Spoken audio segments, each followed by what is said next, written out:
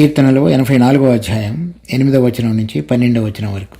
యెహోవా సైన్యములకు అధిపతియగు దేవా, నా ప్రార్థన ఆలకింపుము. యాకోబు దేవా, చెవియొగ్గుము. దేవా, మా కేడెమ దృష్టించుము. నీవు అభిషేకించిన వాని ముఖమును లక్షింపము. నీ ఆవరణములో ఒక దినము గడుపుట 1000 దినముల కంటే శ్రేష్టము. భక్తిహీనుల గుడారములో నివసించుట కంటే నా దేవుని మందిర ద్వారమునొద్ద నుండుట నాకిష్టము. నా దేవుడైన యెహోవా సూర్యుడును కేడెమును అయినాడు. యెహోవా కృపయు ఘనతయు అనుగ్రహించును. యథార్థముగా ప్రవర్తించు వారికి ఆయన ఏ మేలును చేయక మానడు. సైన్యములకు అధిపతియగు యెహోవా, నీ యందు నమ్మిక ఉంచువారు ధన్యులు. ఈ కీర్తనలో మనము మిగిలిన ముందు వచనాలలో చదివినట్లుగా ఇది ఒక ప్రయాణికుడు దేవుని మందిరం యొక్క ఆవరణంలో కనబడటానికి, దేవుని సన్నిధిలో కనిపించటానికి తన ప్రయాణంలో ఉన్నటువంటి అనుభవాన్ని గురించి మాట్లాడుతూ రాసినటువంటి కీర్తన. అది విశ్వాసులమైన మనందరం కూడా మన పరలోకపు యెరూషలేమునకు, దేవుని యొక్క పరిశుద్ధ పర్వతమైన సియోను పర్వతం పరలోకంలో ఉన్నదాని కొరకు అక్కడ మనం ప్రత్యక్షమగటానికి మనందరి యాత్రా మార్గంలో మనకు కలుగుతున్నటువంటి అనుభవం కూడా అటువంటి దానితో పోల్చదగినదిగా ఉన్నది. ఈరోజు చదివినటువంటి 8వ వచనం నుంచి 12వ వచనం వరకు దేవుడు మన ప్రార్థన ఆలకించి మన హృదయంలో కలిగినటువంటి ఆశను బట్టి ఆయన ఏ విధంగా మనం ఆ యాత్రను సంపూర్ణం చేయటానికి, ముగించటానికి సహాయపడేవాడుగా ఉన్నాడో ఈ వచనాలలో వ్రాయబడినది. ప్రార్థనలో 8వ వచనంలో సైన్యములకు అధిపతి యొక్క దేవా, నా ప్రార్థన ఆలకింపము. ఆ సైన్యములకు అధిపతి యొక్క దేవా యెహోవా అనగా మన పక్షమున యుద్ధం చేయవాడు, పోరాడువాడు, బలవంతుడు, మరి పరాక్రమము కలిగిన వాడు, తన యొక్క ప్రజలను రక్షించుటకు సామర్థ్యం కలిగిన వాడని మనం అర్థం చేసుకుంటాం. తర్వాత యాకోబు దేవా, ఆ యాకోబు దేవా అని పిలుస్తున్నప్పుడు యాకోబు ఎటువంటి విధంగా మరి మనుషులంగా మనందరకు కలిగినటువంటి సహజ స్వభావాన్ని కలిగిన వాడుగా ఉన్నాడో అటువంటి వారిని కరుణ చూపించి తన పరాక్రమము చేత నడిపించుటకు సామర్థ్యం కలిగిన దేవుడని ఆ యాత్రికుడు గుర్తెరిగి అటువంటి విధంగా ఆయనను సంబోధిస్తున్నాడు. కనుక మనందరం కూడా మన ప్రభు అయిన యేసుక్రీస్తు ద్వారా తండ్రి అయినటువంటి దేవుని దగ్గరకు వచ్చినప్పుడు ఆయన మనలో ఉన్నటువంటి బలహీనతలను కూడా గుర్తెరిగిన వాడు కనుక ఆయన తన పరాక్రమం చొప్పున మనందరికీ విడుదల కలుగు చేయుటకు కృప చూపించేవాడుగా ఉన్నాడని ఆ యాత్రికుడు గుర్తెరిగిన వాడే అటువంటి విధంగా ఆయనను సంబోధిస్తూ వస్తున్నాడు. తర్వాత 9వ వచనంలో దేవా, మా కేడెమ దృష్టించుము, నీవు అభిషేకించిన వాని ముఖమును లక్షింపము.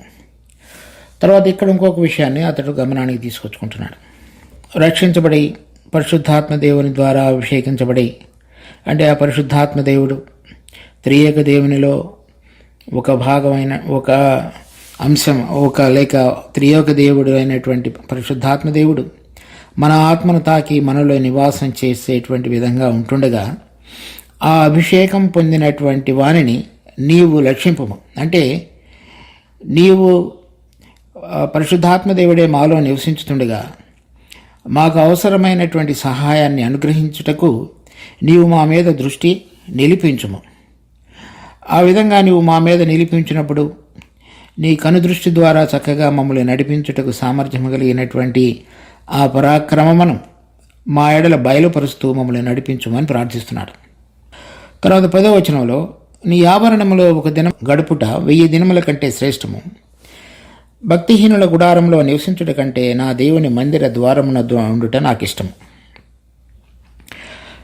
ఇక్కడ ఈ భక్తిహీనుల గుడారం అనేటువంటిది మనం అర్థం చేసుకోవాలి. 1 యోహాను పత్రిక 5వ అధ్యాయం 19వ వచనం, మనము దేవుని సంబంధులమనియు లోకమంతయు దుష్టుని యందు ఉన్నదనియు ఎరుగుదము. లేక మార్జిన్లో కింద రాయబడింది దుష్టుని యందు పడి ఉన్నదనియు, అనగా యోహాను సువార్త 14వ అధ్యాయం 30వ వచనం, ఇకను మీతో విస్తరించి మాట్లాడను, ఈ లోకాధికారి వచ్చుచున్నాడు, నాతో వానికి సంబంధం ఏమీ లేదు. ఈ లోకమునకు అధికారి అనేటువంటి వాడు సాతాను లేక అపవాది.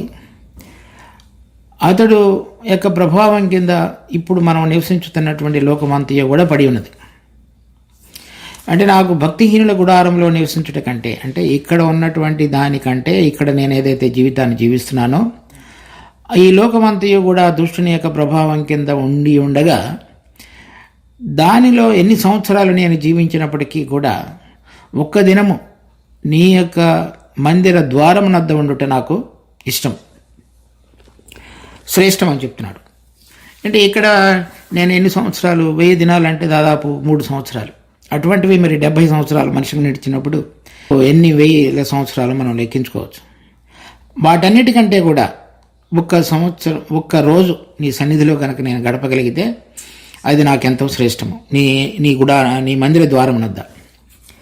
తర్వాత ఆ మందిర ద్వారం వద్ద నివసించడం అనే దానికి ఇంకొక అర్థం ఉంది. నిర్గమకాండం 21వ అధ్యాయం 1వ వచనం నుంచి 6వ వచనం వరకు. నీవు వారికి నియమింపవలసిన న్యాయ విధులు ఏమనగా, నీవు హెబ్రీయుడైన దాసుని కొనిన ఎడల వాడు 6 సంవత్సరముల దాసుడయండి 7వ సంవత్సరమున ఏమీయో ఇయ్యకయే నిన్ను విడిచి స్వతంత్రుడగును. వాడు ఒంటిగా వచ్చిన ఎడల ఒంటిగానే వెళ్ళవచ్చును. వానికి భార్య ఉండిన ఎడల వాని భార్య వానితో కూడా వెళ్ళవచ్చును. వాని యజమానుడు వానికి భార్యనిచ్చిన తరువాత ఆమె వాని వలన కుమారులనైనను కుమార్తెలనైనను కనిన ఎడల ఆ భార్యయు ఆమె పిల్లలను ఆమె యజమానుని సొత్తగుదురు, కానీ వాడు ఒంటిగానే పోవలను. అయితే ఆ దాసుడు, నేను నా యజమానుని, నా భార్యను, నా పిల్లలను ప్రేమించుచున్నాను, నేను వారిని విడిచి స్వతంత్రుడనై పోనోలనని నిజముగా చెప్పిన ఎడల వాని యజమానుడు దేవుని యొద్దకు వానిని తీసుకొని రావలను. మరియు వాని యజమానుడు తలుపునొద్దకైనను ద్వారబంధమునొద్దకైనను వానిని తోడుకొని పోయి వాని చెవిని కదురుతో గుచ్చవలను. తరువాత వాడు నిరంతరము వానికి దాసుడైనను. ఈ నీ ద్వారమునొద్ద ఉండుట నాకు ఇష్టం అంటే అర్థం ఏంటంటే, నీవు నాకు యజమానుడవు, నేను ఆ లోకము భక్తిహీనుల గుడారంలో వాని యొక్క ప్రభావం కింద నివసించటం కంటే నిన్ను నేను యజమానుడిగా నేను గుర్తిరిగి నీ అధికారం కింద జీవించటానికి, నా చెవిని కదురుతో గుచ్చబడటానికి ఏ స్థలానికైతే నన్ను తీసుకుని వెళ్ళాలో ఆ స్థలంలో ఉండటానికి నేను ఇష్టపడుతున్నానని చెప్తున్నాడు. అంటే నా జీవితం అంతా కూడా లోకములో ఉన్నటువంటి లోకాధికారి యొక్క ప్రభావం నుంచి విడుదల పొందినవాడనై నీకు దాసుడుగా నీవు కోరిన విధంగా జీవించగలగటానికి ఎటువంటి గురుతైతే నా చెవులలో గుచ్చబడాలో ఆ కదురుతోటి గుచ్చబడినటువంటి జీవితాన్ని కలిగి, అంటే నిన్ను నా జీవితంలో రాజుగా ప్రభువుగా ప్రతిష్ఠించినటువంటి జీవితాన్ని కలిగి నేను నీ మందిరంలో ఆ విధంగా గడపవాలని నేను కోరుతున్నానని చెప్తున్నాడు. ఎవరైనా దాసుడిగా ఉండి అతడు 7 సంవత్సరాల తర్వాత వెళ్ళిపోయే అవకాశం ఉంది. కానీ అతడు నేను వెళ్ళనొల్లక నేను నిన్ను ప్రేమించుతున్నానని చెప్పి దేవుని దగ్గరికి తీసుకుని వచ్చి ఆ మందిర ద్వారమునద్ద కదురుతోటి అతని యొక్క చెవిని గుచ్చటానికి ఇష్టపడేటువంటి స్వభావాన్ని కలిగి, మనసు కలిగి, నేను నీ సన్నిధిలో నిలబడటానికి ఇష్టపడుతున్నాను అని చెప్తున్నాడు. అంటే అటువంటి మనసు కలిగిన వాడుగా ఉండటం అనేటువంటిది నేను ఇష్టపడుతున్నాను అని చెప్తున్నాను. నీకు దాసుడిగా ఉండటానికి నేను లోకంలో ఉండకుండా ప్రత్యేకపరుచుకొని నిన్ను నేను కోరుతున్నటువంటి జీవితాన్ని కలిగి నేను ఆశపడుతున్నాను. తర్వాత సంఘంలో అటువంటి అనుభవాన్ని కలిగి మనం జీవించాలని కూడా తండ్రి అయిన దేవుడు తన కుమారుని ద్వారా మనలో జరిగించిన కార్యమును బట్టి కోరుతున్నాడు. కనుక మనందరం కూడా కూడి వచ్చి స్థానికంగా దేవుని చేత ఏర్పరచబడినటువంటి బిడ్డలు, పిలువబడినటువంటి బిడ్డలు కూడి వచ్చేటువంటి సంఘంలో మనము ఆయన యొక్క ఆయన అధికారం క్రింద ఉంటున్నాము, అలా కూడి వస్తున్నాము అనేటువంటి కదురుతో కూర్చబడినటువంటి చెవులు కలిగిన వారమై కనుక మనం అందరం కూడా కూడి రాగలిగినట్లయితే ఆయన యొక్క సంపూర్ణతను మనం చూడగలిగి రుచి చూడగలిగేటువంటి అనుభవాన్ని కూడా మనం కలిగి ఉండగలుగుతాం.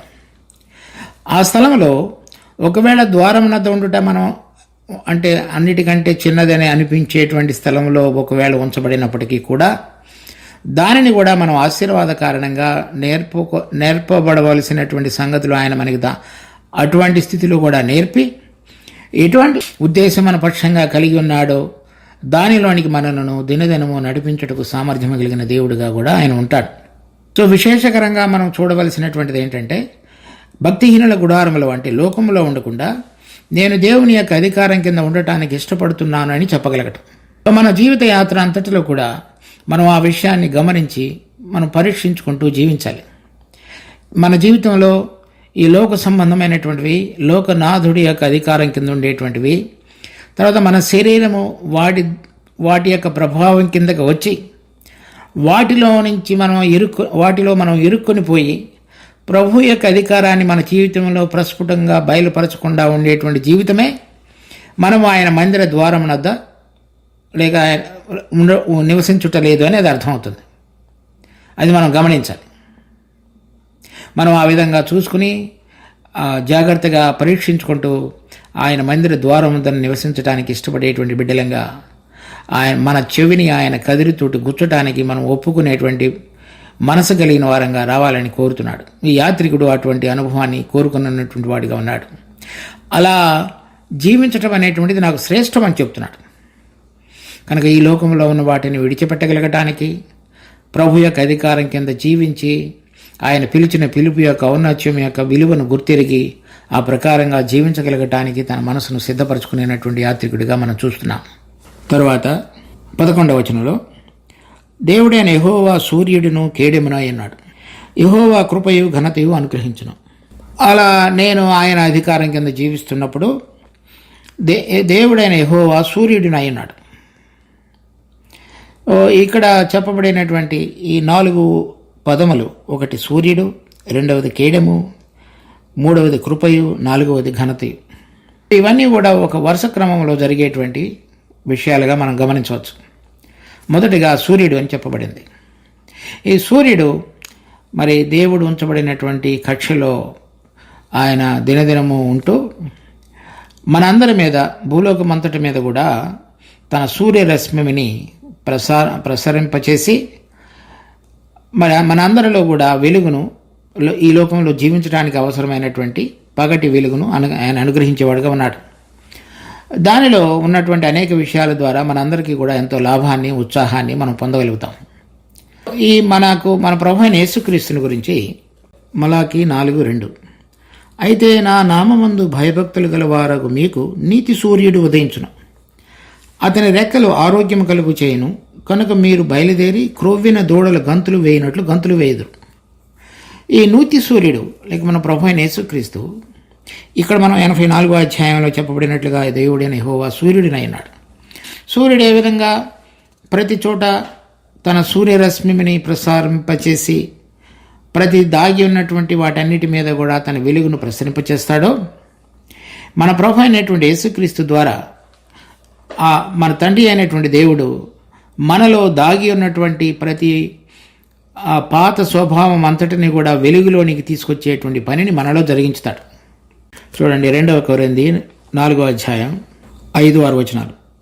అంధకారంలో నుండి వెలుగు ప్రకాశించును కాక అని పలికిన దేవుడే తన మహిమను గూర్చిన జ్ఞానము క్రీస్తు యేసునందు వెల్లడిపరచుటకు మా హృదయములలో ప్రకాశించిన. కనుక ఈ విధంగా మన హృదయాలలో దాగి ఉన్నటువంటి అనేక విషయాలను, మన యొక్క పాత స్వభావము, మనకు తెలియకుండానే దేవునికి వ్యతిరేకంగా జరిగించటానికి పడిపోయినటువంటి సహజమైనటువంటి శరీర స్వభావాన్ని అంతటినీ కూడా ఆ దేవుని యొక్క ప్రకాశం ద్వారా చక్కగా వెలుగులోనికి తీసుకుని వచ్చి మనలో ఉన్నటువంటి పాపానికి లొంగిపోయేటువంటిది లేక పాపం చేయించేటువంటి గుణమును, తత్వాన్ని మనకు బయలుపరిచేవాడుగా ఉన్నాడు. చూడండి, రోమాపత్రిక 7వ అధ్యాయం 15వ వచనం నుంచి 17వ వచనం వరకు. ఏలైనగా నేను చేయునది నేను ఎరుగను, నేను నిశ్చయించున్నది చేయక ద్వేషించున్నదియే చేయుచున్నాను. ఇచ్చయింపనది నేను చేసిన ఎడల ధర్మశాస్త్రము శ్రేష్టమైనదన్నట్టు ఒప్పుకుంటున్నాను. కావున ఇకను దాని చేయునది నా యందు నివసించు పాపమే కాని నేను కాదు. నా యందు అనగా నా శరీరమందు మంచిది ఏదియో నివసింపదని నేను ఎరుగుదును. మేలైనది చేయవలనైన కోరిక నాకు కలుగుచున్నది కానీ దానిని చేయుట నాకు కలుగుటలేదు. అటువంటి స్వభావాన్ని దేవుడు మన ఆత్మను వెలిగించిన తరువాత, చీకటిలో నుంచి వెలుగు కాక అని పలికిన దేవుడు మన హృదయములలో ప్రకాశించిన తరువాత, ప్రభు అయిన యేసుక్రీస్తుని దేవుని గురించిన మహిమా జ్ఞానమును యేసుక్రీస్తు యొక్క ప్రత్యక్షత వలన మనకు బయలుపరచబడినటువంటి దానిని మనం చూచుచుండగా మనలో ఉన్నటువంటి ఆ శరీర సంబంధమైనది, దేవునికి ఇష్టకరం కానటువంటిది, దేవుడు కోరుతున్నది చేయకుండా మనకు అడ్డం పడేటువంటి స్వభావాన్ని చూడగలిగేటువంటి విధంగా చేసేటువంటిది సూర్యుడిగా మనం గమనించవచ్చు. అది మనలో కనుక దాచి ఉన్నట్లయితే మనం చూడలేం. కానీ పరిశుద్ధాత్మ దేవుడు మనలో వెలుగును ప్రసరింపచేయటం ద్వారా మన ఆత్మ ఆయన ఆత్మతోటి చక్కగా కదిలించబడి తాకబడి ఆ వెలుగులోనికి ప్రకాశించడం ద్వారా మనలో ఉన్నటువంటి దేవునికి వ్యతిరేకమైనటువంటి స్వభావాన్ని మన శరీరం ద్వారా మనం ఏడవబడి ఏదైతే మనం చూడాలో చూడలేకుండా ఉన్నటువంటి స్థితిని, ఏదైతే చేయాలో అది చేయలేకుండా ఉన్న స్థితిని దేవుడు ఆయన సూర్యుడిగా మొట్టమొదటిగా మన జీవితంలో పని ప్రారంభించేవాడిగా ఉంటాడు. చూడండి, ఎఫెసీ పత్రిక 1వ అధ్యాయం 17వ వచనం. మరియు మీ మనోనేత్రములు వెలిగింపబడినందున. ఆ సూర్యుడు అంటే దేవుడు, యెహోవా వారికి సూర్యుడును కేడెమునైనాడు. ఆ మనోనేత్రాలు వెలిగించబడి మనలో ఉన్నటువంటి ఆ శరీర సంబంధమైన పాపమునకు అమ్మబడి ఉండుట, లేక దేవుడు కోరుతున్న విధంగా జీవించలేనటువంటి మన యొక్క దినదిన ప్రక్రియలు ఉండుట, వాటన్నిటిని కూడా మనకు వెలుగులోనికి తీసుకొచ్చి చక్కగా బయలుపరిచేవాడుగా ఉన్నాడు. చూడండి, యోహాను సువార్త 1వ అధ్యాయం 3వ వచనం నుంచి. కలిగి ఉన్నది ఏదియు ఆయన లేకుండా కలగలేదు. ఆయనలో జీవముండెను, ఆ జీవము మనుషులకు వెలుగైండెను. ఆ వెలుగు చీకటిలో ప్రకాశించుచున్నది, కానీ చీకటి దాన్ని గ్రహింపకుండాను. ఇక్కడ మనం చదివినటువంటి దేవుడైన యెహోవా సూర్యుడు అంటే మన ప్రభు అయిన యేసుక్రీస్తులో జీవం అన్నది, ఆ జీవము మనుషులకు వెలుగైండెను. కనుక మనలో చనిపోయినటువంటి ఆత్మ, పని చేయకుండా ఉన్నటువంటి ఆత్మను పరిశుద్ధాత్మ దేవుడు తాకి మన పాపాల నిమిత్తమై ఒప్పించి మనలో ఉన్నటువంటి ఇంకనూ దాగి ఉన్న దేవునికి వ్యతిరేక సంబంధమైనటువంటి స్వభావం అంతటిని కూడా ఆయన జీవం మనలో పని చేయుచుండగా మనలను వెలుగులోనికి తీసుకొచ్చి నడిపించేవాడుగా ఆయన ఉన్నాడు. ఆయనలో జీవం ఉండెను, ఆ జీవం మనుషులకు వెలుగైండెను, కానీ చీకటిలో అది ప్రకాశించుచున్నది, కానీ చీకటి దానిని గ్రహింపకుండెను. తర్వాత 1 యోహాను 1వ అధ్యాయం 7వ వచనం. అయితే ఆయన వెలుగులో ఉన్న ప్రకారము, ఆయన సూర్యుడు కనుక మనమును వెలుగులో నడిచిన ఎడల, అంటే దేవుని యేసుక్రీస్తులో జీవం ఉండెను, ఆ జీవం మనుషులకు వెలుగైండెను అనగా దేవుని కుమారుడిలో ఉన్నటువంటి జీవాన్ని మనం సంతరించుకొని ఆ జీవపు వెలుగులో మనం నడిచిన ఎడల అన్యోన్య సహవాసం కలిగిన వారమైందమ్మ. కనుక ఆ సూర్యుడిగా ఉంటున్నటువంటి మన దేవుడైన యెహోవా మనలో ముందుగా ఆయనతో సంబంధం లేకుండా మనలో ఉన్నటువంటి అణగారినటువంటి ఆత్మను జీవింపచేసి సంబంధంలోనికి తీసుకుని వచ్చి మనలో దేవునికి వ్యతిరేకంగా ఉన్నటువంటి మరి దుష్టుల గుడారంలో నివసించేటువంటి స్వభావం కలిగినటువంటి దానిని మన గమనానికి తీసుకుని వచ్చి అది ఆయన యొక్క వెలుగులో మనం నడవగలగటానికి కావలసిన విధంగా ఒక వెలుగును మనలో ప్రకాశింపచేసి మన జీవితంలో ఒక నూతనమైనటువంటి పునాదిని లేక ప్రారంభాన్ని ఆయన పలికించేవాడుగా ఉన్నాడు సూర్యుడిగా.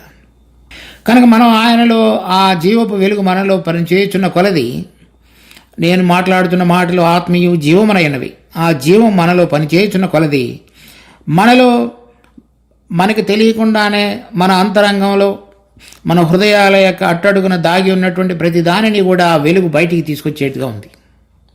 తీసుకుని వచ్చి అది దేవుడికి ఎంత వ్యతిరేకంగానూ దేవుడు కోరుతున్న పరలోక స్వభావానికి భిన్నంగానూ మనలో దినదినము ప్రవర్తించేటువంటి విధంగా మనం ఉంటున్నామో ఆ వెలుగు ప్రత్యక్షపరిచేదిగా ఉన్నది.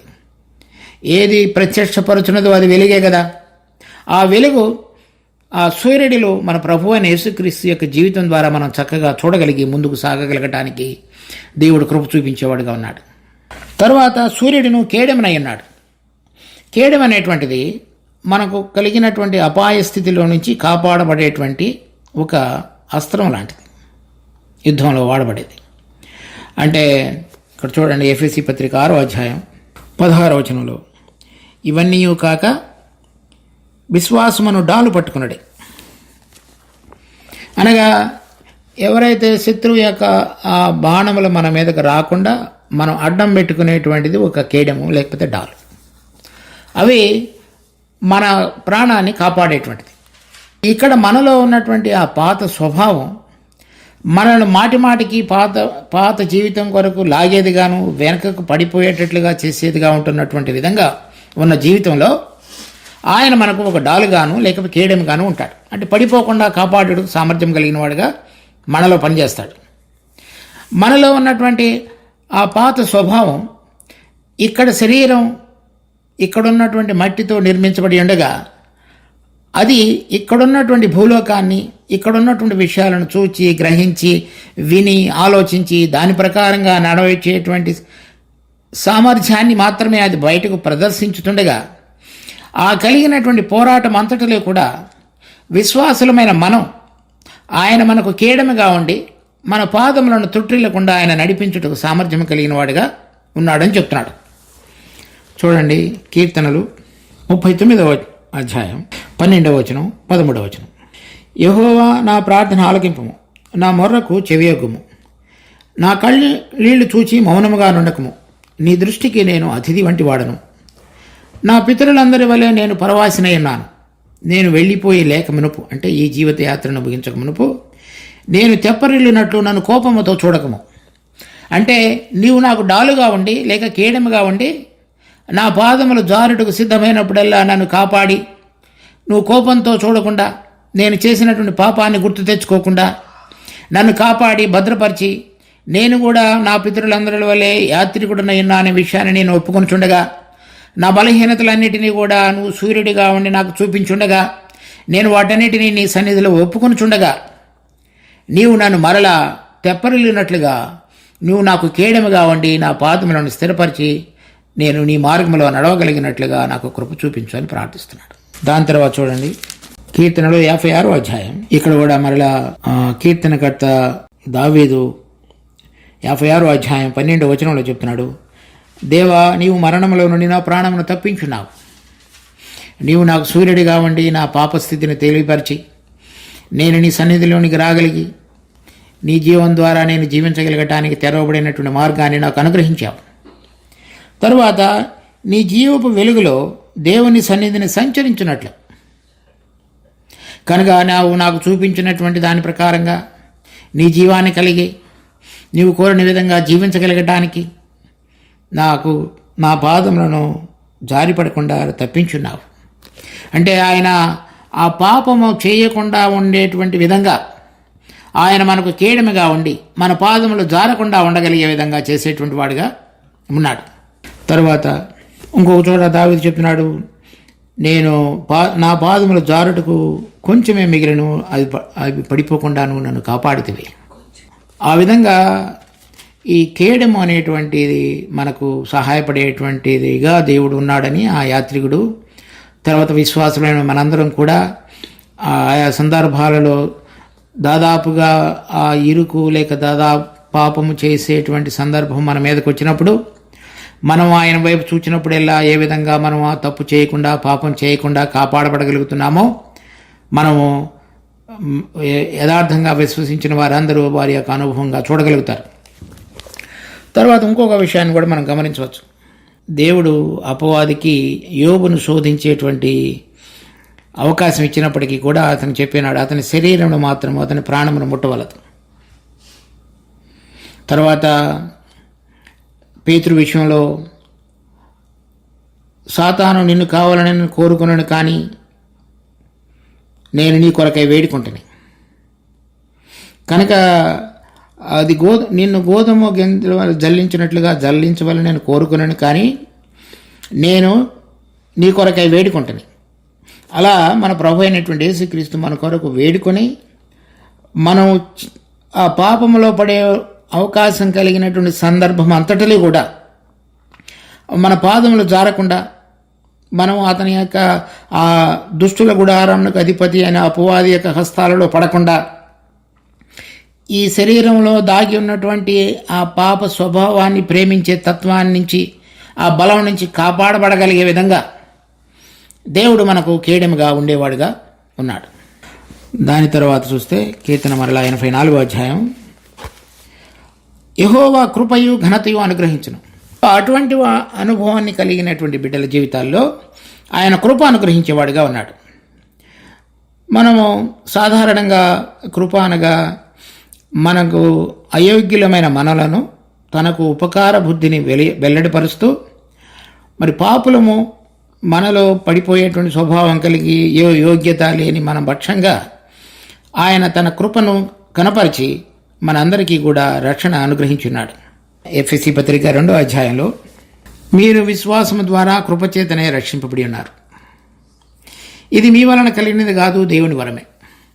కనుక మనం అయోగ్యులమని గుర్తెరిగి ఆయన ఉపకార బుద్ధిని మన పక్షంగా వెల్లడిపరిచి, మన పక్షంగా మనంతట మనంగా దేవుడు కోరిన విధంగా జీవించగలిగినటువంటి ప్రభావవంతమైన శక్తి మనకు లేదని, తర్వాత అంధకార సంబంధమైన శక్తులను ఓడించగలిగినటువంటి బలం మనలో అందరిలో కూడా లేదని, మనం బలహీనులమైనప్పుడు కూడా మనం ఆయనకు శత్రువులమైనప్పుడు ఆయన మన కొరకై చనిపోయి తిరిగి లేచి మనందరికీ కూడా రక్షణ అనుగ్రహించున్నాడు.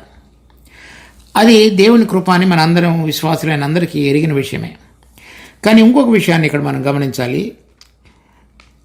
హెబ్రీ పత్రిక 4వ అధ్యాయం 16వ వచనంలో, కనుక మనము కనికరింపబడి సమయోచితమైన సహాయం కొరకు కృప పొందినట్లు ధైర్యముతో కృపాసనము నొద్దకు చేరుదాం. ఇక్కడ 3-4 అధ్యాయాల్లో హెబ్రీ పత్రికలో ఎవరైతే ఐగుప్తులో నుంచి పిలువబడినటువంటి విశ్వాసులు యూదులు, వారు కనాను దేశంలో ప్రవేశించే విషయంలో తప్పిపోయి దేవుడు కోరిన విధంగా జీవించాలో ఆ విధంగా వారి మార్గం అంతటిలో కూడా జీవించలేకపోవడం చేత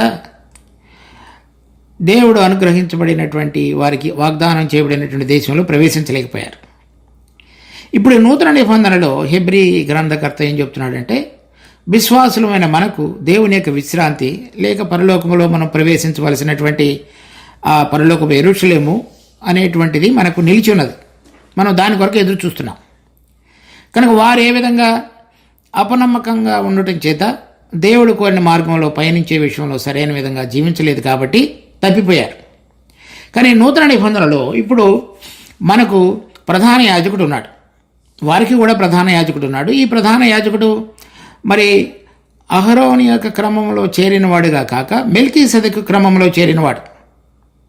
అతని గురించి తర్వాత మనం హెబ్రీ పత్రిక 7వ అధ్యాయంలో వివరంగా చూడగలుగుతాం. కానీ ఇక్కడ మనం చూస్తున్నటువంటి విషయం, ఆయన గురించి చెప్పబడింది ఏంటంటే 14వ వచనంలో, ఆకాశ మండలం గుండా వెళ్ళిన దేవుని కుమారుడైన యేసు అనే గొప్ప ప్రధాన యాజకుడు మనకున్నాడు. కనుక మనం ఒప్పుకొనిన దానిని గట్టిగా చేపట్టుదాము. సో ఏదైతే మనం యొక్క పరలోకపు యాత్ర మార్గం ఉన్నదో దానిని మనం గట్టిగా పట్టుకొని దాని వైపు చూస్తూ నడుద్దాం. 15వ వచనం, మన ప్రధాన యాజకుడు మన బలహీనతలందు మనతో సహా అనుభవం లేనివాడు కాడు, కానీ సమస్త విషయములలో మన వలె శోధింపబడినను ఆయన పాపం లేనివాడుగా ఉన్నాడు. మన ప్రధాన యాజకుడు అన్న మన ప్రభు అయిన యేసుక్రీస్తు ఇప్పుడు మన కొరకే విజ్ఞాపనకర్తగా తండ్రి కుడి పార్శ్వమున ఉన్నటువంటి ప్రభువు మన వలె శోధింపబడి పాపం లేనివాడుగా ఉన్నాడు. కనుక మనం వెళ్ళేటువంటి ప్రతి శోధన మార్గంలో ఆయన మనకు కేడెముగా ఉండటం మాత్రమే కాకుండా, మనం ఏ విధంగా పాపం చేయకుండా ఉండటం మాత్రమే కాదు, ఆ పాప స్వభావం మీద జయం పొందగలగడానికి అవసరమైనటువంటి కృపను కూడా దయచేసేవాడుగా ఉన్నాడని చెప్తున్నాడు. ఆ 2 విషయాలు మనం గమనించాలి. ఒకటి, మనలో పాప స్వభావం నిలిచి ఉండి పాపం చేయకుండా ఉండటం అనేటువంటిది, అది మొదటి మెట్టు. 2వ మెట్టు, మనలో దాగి ఉన్న పాప స్వభావాన్ని దేవుడు మనకు తెలియపరిచిన తరువాత దాని మీద జయం పొందటం అనేటువంటిది 2వ మెట్టు. దానికి అవసరమైనటువంటి సహాయాన్ని మనం పొందటానికి మనము సమయోచితమైన సహాయం కొరకు, అంటే మనలను మాటి మాటికి వెనుకకు లాగి ఈ భక్తిహీనుల గుడారాల్లో నివసించటానికి, ఇక్కడున్న వాటిని చూచి ఇక్కడున్న వాటితో ధరించి ఇక్కడున్న వాటిని అపేక్షించి ఇక్కడున్నటువంటి వారి వలె జీవించటానికి మనలను తొందర పెట్టేటువంటి మన పాత స్వభావం మీద నుంచి జయం పొందగలగటానికి అది సమయోచితమైన సహాయం.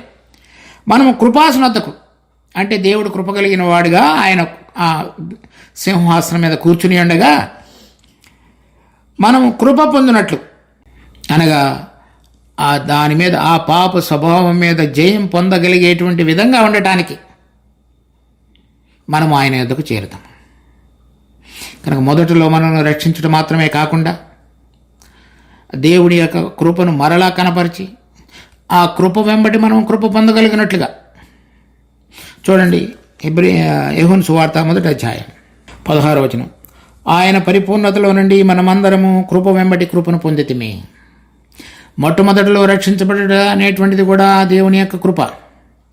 తరువాత మన జీవితం యాత్రా మార్గంలో మనలో ఉన్నటువంటి ఆ పాప స్వభావము, శరీర స్వభావం మీద జయం పొందగలిగే విధంగా మనం ఆ కృపా సింహాసనం వద్దకు వచ్చి మన అంతరంగములలో ఉన్నటువంటి మన యొక్క ఆ పోరాటాన్ని అంతటినీ కూడా బయలుపరిచి యథార్థమైన హృదయంతో దేవుని వైపు చూచినప్పుడల్లా ఆయన కృప ద్వారా మనకు విడుదల కలుగు చేసి ఆ పాత స్వభావం మీద జయం పొందగలిగే విధంగా మనలను పైకి లేవనెత్తగలిగేటువంటి స్వభావాన్ని, ఉపకారాన్ని మనకు దేవుడు చూపించేవాడుగా ఉన్నాడు. అలా మనం కృప వెంబడి కృపను పొందగలిగేటట్లుగా కృపా సింహాసనం వద్దకు మనము చేరుదాం. సో చూడండి, విశ్వాసులమైన మనం సూర్యుడిగా మొట్టమొదటిలో మనలో ఉన్న పాప స్వభావాన్ని బయలుపరిచి ఆయన కేడెముగా ఉండి ఆ పాపములో పడిపోకుండా ఇదే విధంగా భద్రపరిచి కృప ద్వారా ఆ పాపము మీద జయాన్ని పొందగలిగే విధంగా మనకు కృపను దయచేసేవాడుగా ఉన్నాడు. ఆయనలో మనము కృపను వెంబడి కృపను పొందితమే, రక్షణ పొంది ఉన్నాము. పాపముల నుంచి, పాప స్వభావం నుంచి విడుదల పొందగలగటానికి అవసరమైనటువంటి కృపను కూడా ఆయన మనకు దయచేసేవాడుగా ఉన్నాడు. కనుక అటువంటి గొప్ప దేవుడు మనలను పరలోక సంబంధమైనటువంటి యాత్రా జీవితంలో ఉంచి ఉండగా ఇక్కడున్న వాటి మీద జయం పొందగలిగి మరి ఆత్మ ద్వారా ఉన్నతమైనటువంటి విధంగా చూడగలుగుటకు, జీవించగలుగుటకు ఈ మంటిఘట్టములలో ఆయన కృపా మహదైశ్వర్యాన్ని మనకు కుమ్మరించునుగాక. తర్వాత వాడబడినటువంటి మాట ఘనతయు అనుగ్రహించును. ఇంగ్లీష్లో వాడబడినటువంటి మాట గ్లోరీ అని రాయబడింది, లేక మహిమ అని, లేకపోతే ఘనత అని. ఆ ఘనత, మనిషి యొక్క ఘనత ఈ లోకంలో ఉంటుండగా, నేను ఈ లోకంలో నా ప్రాణంతో జీవిస్తున్నటువంటి విధంగా నా యొక్క ఘనత ఏంటంటే, నేను ఎటువంటి స్వభావం కలిగిన వాడనిగా ఉన్నానో దానిలో నేను అధికంగా దానిని గురించి నేను అందరికంటే ఉన్నతంగా ఆలోచించగలిగేటువంటిది నా స్వభావం. అది నాకు ప్రత్యేకత ఒక మనిషిలో ఎవరికైనా సరే. కానీ దేవుడు మనకు అనుగ్రహించేటువంటి ఘనత వేరైనదిగా ఉంది. మనిషి యొక్క ప్రాణమే, అంటే అతని యొక్క స్వభావమే అతనికి ఘనత. ఆ స్వభావం మనం ఈ లోకంలో చూస్తున్నటువంటి ధనము, ఐశ్వర్యము, సంపదలు అవి కాదు. అవి దేవుడిని ఎరగిన వారు చూసేవి.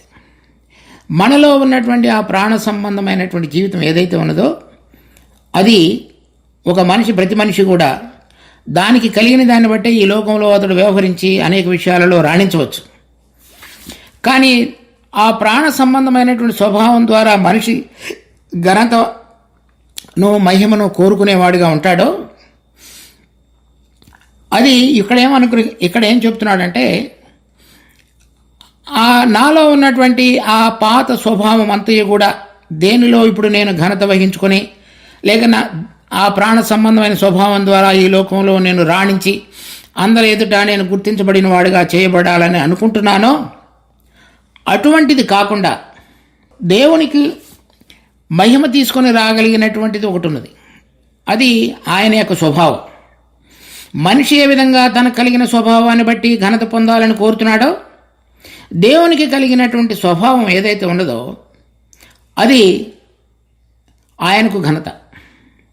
ఆయన ఆ ఘనత అనేటువంటిది మనము ఆయనలో చూడగలిగినది ఏంటి అంటే, చూడండి ఇక్కడ యోహాను సువార్త 1వ అధ్యాయం 14వ వచనం. ఆ వాక్యం శరీరధారి అయి కృపాసత్య సంపూర్ణుడిగా మన మధ్య నివసించును. తండ్రి వలన కలిగిన అద్వితీయ కుమారుని మహిమ వలె మనము ఆయన మహిమను కనుగొంటిమి. ఆయన యొక్క ఆ ఘనత లేక ఆ మహిమ, తండ్రి యొక్క మహిమను మనము ప్రభు అయిన యేసుక్రీస్తు బయలుపరచడం ద్వారా మనం కనుగొనగలిగాం. ఆయన దేనిని దేవుని యొక్క ఘనతను లేక మహిమను మనకు బయలుపరిచాడంటే కృపా సత్యము ద్వారా బయలుపరిచాడు. అది ఆ దినదినము ఆయన జీవించినటువంటి జీవితకాలం అంతటిలో కూడా దేవుని యొక్క కృపను గురించి, దేవుని యొక్క సత్యాన్ని గురించి బయలుపరిచాడు. ఆ రెండిటి యొక్క కలయిక ద్వారా మనం దేవుడి యొక్క మహిమను మనం అర్థం చేసుకోగలుగుతున్నాం. సో ఇక్కడ ఈ 84వ అధ్యాయం కీర్తనలో మనం చెప్పబడినటువంటి ఘనత లేకపోతే దేవుని ఆ మహిమ, మనుషుడు సహజంగా ఆ మహిమకు పాత్రుడు కాడు, లేకపోతే ఆ ఘనతకు పాత్రుడు కాడు.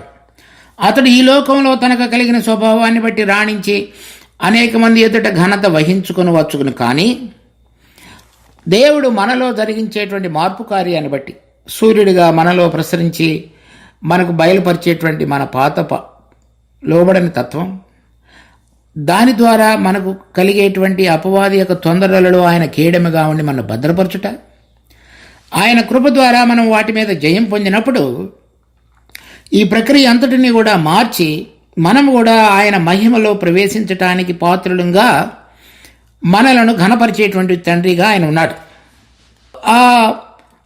ఆ ఘనత లేకపోతే ఆ మహిమ, ఆ కృప, ఆ సత్యం యొక్క కలయిక, ఆ రెండు కూడా ఎవరి జీవితంలో అయితే పనిచేస్తున్నాయో వారికి ఆ మహిమ ఇవ్వబడుతుంది మనం ఆయన సన్నిధిలో ప్రవేశించినప్పుడు.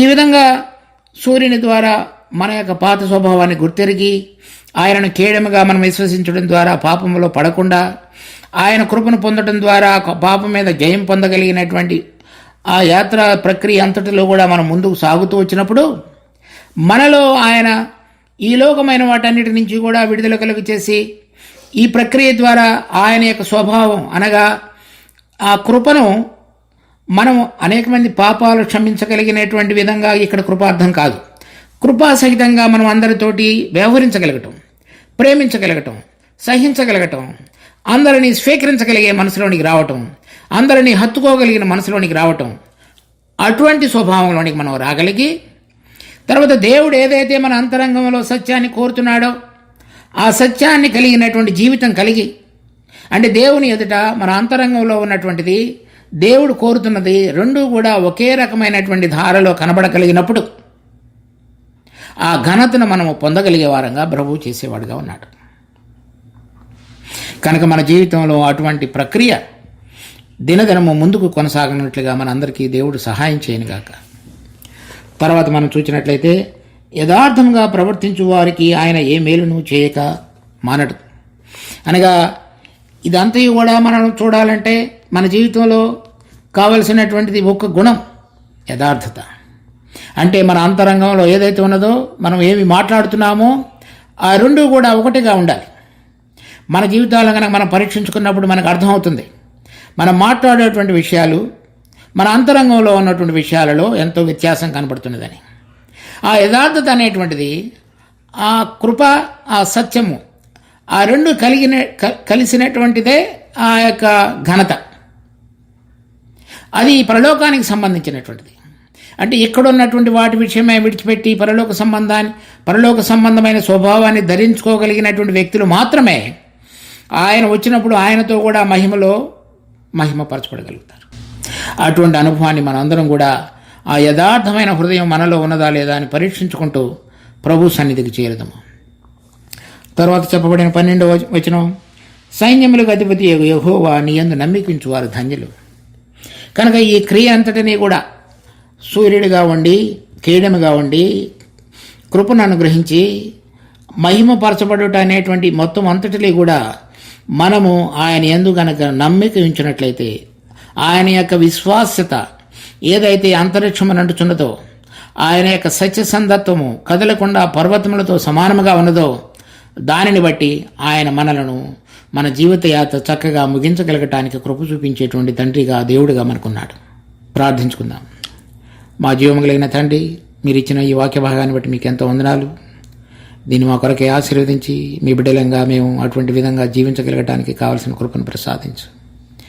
అభాగ్యులము, అనేక విషయాలు తెలిసినప్పటికీ మీతో కూడా కలిసి జీవించి ఆ వెలుగులో మేము సంచరించకుండా అనేక సార్లు ఈ లోక సంబంధమైన భక్తిహీనుల గుడారంలో పడిపోయిన మా స్వభావాన్ని మీరు దయతో గుర్తు చేసుకుని మమ్మల్ని లేవనెత్తి మీకు దాసులుగా జీవించగలగటానికి ఇష్టపడేటువంటి స్వభావం కలిగిన బిడ్డలుగా మమ్మల్ని మార్చు. ఆ విధంగా మీకు ఇష్టకరమైన పాత్రలుగా జీవించుతూ పాపాన్ని ఎదిరించటం మాత్రమే కాకుండా పాపం మీద జయం పొందగలిగిన అనుభవంలోనికి రాగలిగి ఆ కృపా సత్యము మిళితమైనటువంటి ఆ ఘనతను మేము పొందగలిగే విధంగా ఆ పరలోక స్వభావాన్ని మేము సంతరించుకుని మీ ఎదుట నిలబడగలగటానికి కావలసిన ధైర్యాన్ని మాకు అనుగ్రహించి యథార్థంగా ప్రవర్తించు వారికి ఏ మేలును చేయక మానవని చెప్పిన తండ్రి, దానిలో మేము ప్రవేశించగలిగటకు మాకు కావలసిన కృపను ప్రసాదించమని వేడుకుంటూ మా రక్షకుడు ప్రభు అయిన యేసునామమున అడిగి వేడుకుంటున్నాం తండ్రి. ఆమేన్.